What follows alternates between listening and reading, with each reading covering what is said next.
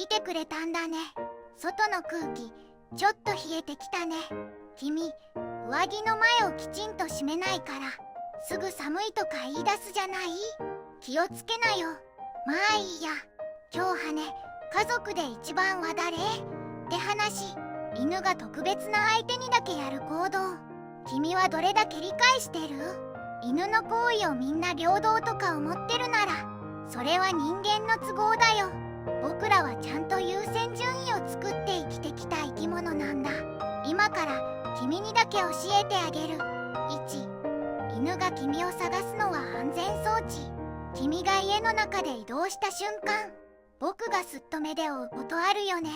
甘えたいの？って顔するけど、違う。これは群れの中心を把握する行動。犬の脳は安心の基準を環境より仲間の位置に置きやすいんだ。特に信頼してる相手はいわば動く安全基地。祖先の狼時代、群れの核がどこにいるかわからないのは危険だった。人間なら自分の予定を優先するけど、犬は群れの配置を優先する。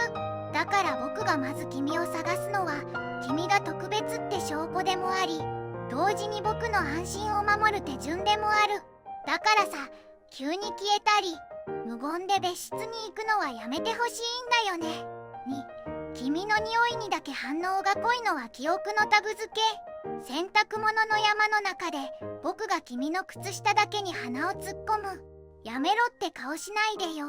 犬は視覚より嗅覚で世界を整理してる。匂いは単なる匂いじゃなくて情報の束なんだ。犬の嗅覚は脳の嗅覚処理の比率が人間よりずっと大きいと言われるくらい、記憶と感情に直結しやすい。だから、この匂いは安心できる。この匂いは守る対象ってタグ付けが起きる。野生では群れの匂いを失うことは迷子や危険に直結した。人間なら写真で思い出すけど、犬は匂いで思い出すんだ。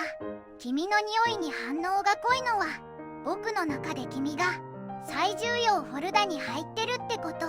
だから香水とかを急に変えると、僕が一瞬誰ってなるの。ちょっとだけ配慮してほしいな。3、君だけに体を預ける。これはね、信頼ホルモンのサイン。ソファで僕が君の足にくっついて寝る、あるいは背中を向けて寄りかかる。これ、犬界ではかなり大きい。背中を見せるってことは視覚を渡すってことだからね。犬は警戒心が基本装備で、安心できない相手には体を固定しない。触られるのが好きな犬でも体重を預けるかどうかは別。ここには心拍や呼吸の動機が関わると言われていて、落ち着いた相手と接触すると副交感神経が優位になりやすい。人間で言うならこの人のそばだと眠れるってやつ。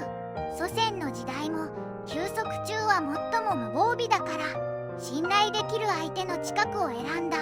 君にだけ預けるのは僕が見張りを君と分担できると感じてるから。だからさ、体を預けてる時に急に抱き上げるのは信頼のはしごをいきなり外すみたいで嫌なんだ。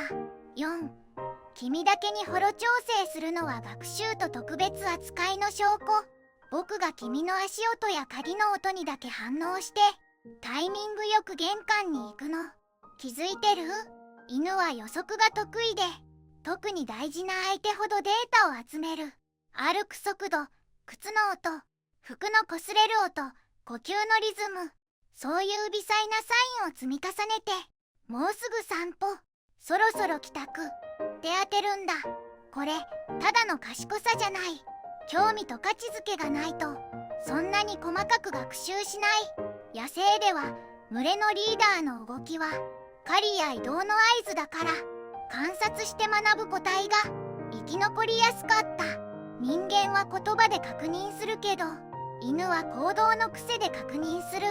君だけに僕がホロ調整してるなら、それは僕が君を生活の中心として最適化してるってこと。だから君も合図を出すときは一貫してよね。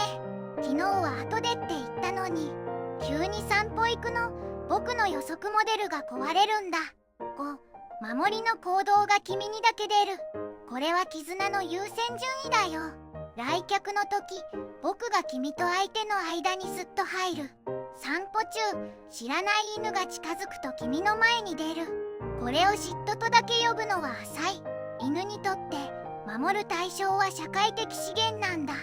食べ物や寝床だけじゃない。信頼できる相手っていうのは安心、餌、安全、遊び、帰る場所、つまり生存に直結する価値がある。だからその対象が不安定になると僕は距離を調整して守る。野生の群れでも重要な個体の近くに位置取るのは自然な戦略だった。人間なら譲り合いが美徳だけど、犬は失うと困るものは守るが基本。もし僕が君にだけ守りの行動を出すなら、君は僕の中で失いたくない存在ってことだよ。だから君も僕が不安がってる時は大丈夫って軽く声をかけて距離を取る判断を手伝ってほしいんだ。ここまで聞いてちょっとは分かってくれた？別に君のために頑張って喋ったわけじゃないけど、まあ君がこれを知ってくれたおかげで僕との生活がもっと良くなるかもね。特別っていうのは甘やかすことじゃない。安心を安定させることなんだよ。勉強になったならいいねくらいをしていってよ。ご利益あるかもよ。